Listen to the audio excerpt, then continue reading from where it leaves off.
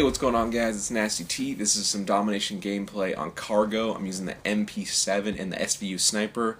Using both of those, and I have the Fast Hands perk on so I can switch weapons really quickly.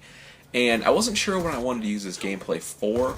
I originally saw a pro player with a similar setup in like a hijack game where he had a submachine gun sniper and he kept switching back and forth and killing lots of people. So it looked fun, so I tried it. And what it led me to was, people always ask what's the best gun in COD, or how do you get better at Call of Duty, or, what are strategies to succeed, or get a higher KD, or whatever it is, or win more games. And I think the more I play COD, and recently I've been playing Super Smash Bros., which is like a pretty big competitive fighting game, and I've been watching a lot of videos on it. And I work in sports radio, so it's all about, winning, how to get better, how to improve, stuff like that with broadcasting.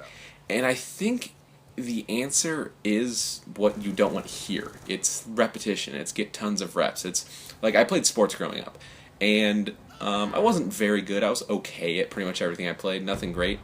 And all the good players played year-round. They played, if it was baseball, they played spring, fall, and they played travel ball in the summer, and they played all-stars. So they pretty much played 9 months out of the year, 10 months out of the year, and that's why they were better than everybody else. And everyone always had excuses. It was always, well, like he's just better, or he's taller, or he's bigger. And yes, those things do matter, but when it comes to something like video games where that doesn't matter how much of a physical freak you are, it does come down to repetition. And people want to say, well, I'll just use the best gun. That's how I'll win.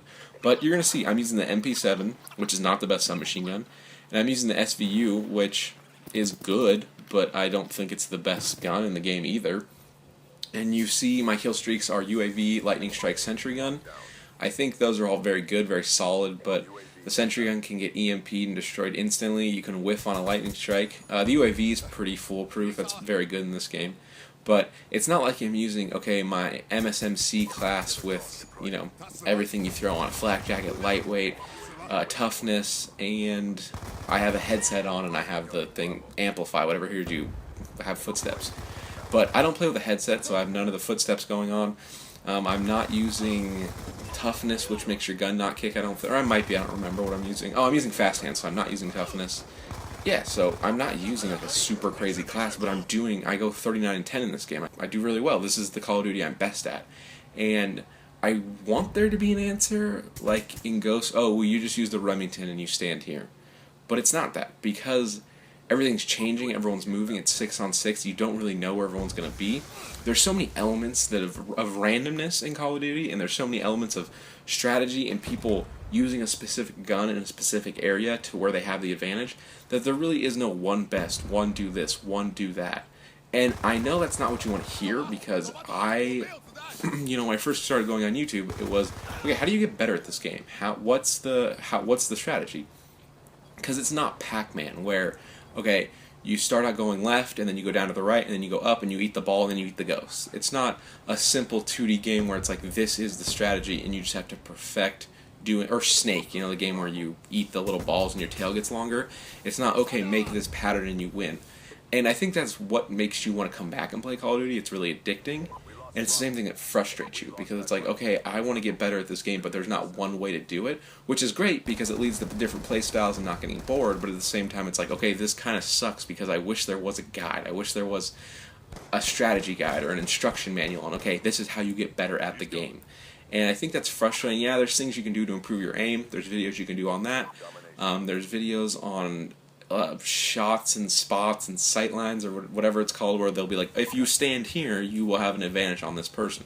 And that's all good and dandy, but it really comes down to just experience. It's you understanding, okay, like, look, I throw a shock stick and I'm covering that bottom while I run up to the top. So if someone comes from behind me, because I don't have a headset on, I don't play with headsets, if someone runs underneath this building and I don't know they're there and they try to flank behind me, they're going to hit that shock stick and they're going to die. Or I threw that shock stick in that doorway before I ran forward. So if they come out and we were going to do the normal, we're both rushing, who pulls their gun up quicker, I'm going to have the advantage because he's going to hit the shock stick, be stunned, and I'm going to win. So it's little things like that. I don't think that's in a manual. Like, there's no one that's going to be like, before you run in a doorway, always throw a shock stick. That's not a bad idea, but it's something that you might get kind of lazy with and might not want to do all the time. I come across and I get 2 kills there. Those were funky, odd kills. Normally what would have happened if I would have turned that corner a split second sooner, they both would have been sitting on the flag, and I would have killed one of them. And the second one, before I could get him, he would have died. You'll see I throw another shock stick behind me. That's kind of my sensor. I know someone's there, but I run out of ammo, and I'm an idiot. I don't let myself reload. And yeah, I knife a guy, but then I die because that was like a, I don't know, it was a 3-on-1 situation, so it's not what I'm supposed to win. So those are some things where I'm at the disadvantage, and I try to give myself an advantage so I can get it. I put the sentry gun down, and I take the flag. That wasn't the best place for a sentry gun, probably, but I know that sentry gun has tons of range, and it's going to probably protect me. Yeah, someone could peek out from behind that ambulance and probably kill me, and the sentry gun might get him, might not, before they get back to cover, but I'm putting myself in a situation to succeed. That's how you get good at Call of Duty. I know that's not the coolest answer because it's not crazy helpful, but that's honestly what it is. You put yourself in situations to succeed on a regular basis, and your KD will be high. You're still going to run into teams that are great. Like, I run into people all the time where I don't go positive. Not so much in Black Ops 2, because this is kind of my game, but in Ghosts, it happens all the time. One, I've been playing the game for less than a year, so I don't have it completely mastered. Every once in a while, someone will kill me, and I'll be like, oh, I didn't know you could see that area from where they were standing. That still happens. When you play the game for, a year plus, you kind of get that down. But that's as simple as it is. You just put yourself in great situations all the time. Like, I'll pop out in a window, and instead of having my MP7 out, I'll have my sniper rifle. Why? Because it's a long line of sight. It's as simple as that. And when I jump out the window, guess what? I'm pulling out my MP7 at the same time. I want there to be a simpler way, like I said, but that's honestly what it is. And I will have the same class, and I will come up against a team that is just very good, and I will not do well. It's just as simple as that, because there are more variables. It's not just put yourself in a good situation. It's, okay, does the other team have UAV? Do you have someone on your team that shoots those down? Is it even 6v6? Do you have 6 people on your team? Are people playing? What's the skill level? There's all these things. Yes, you can counter it. MLG players with a headset, it really doesn't matter who's on their team. If they're in a public match, they're just going to go to town. But that's just how it goes. And yeah, I'm going to make a series of videos that can help you improve and help you get in situations where you will succeed.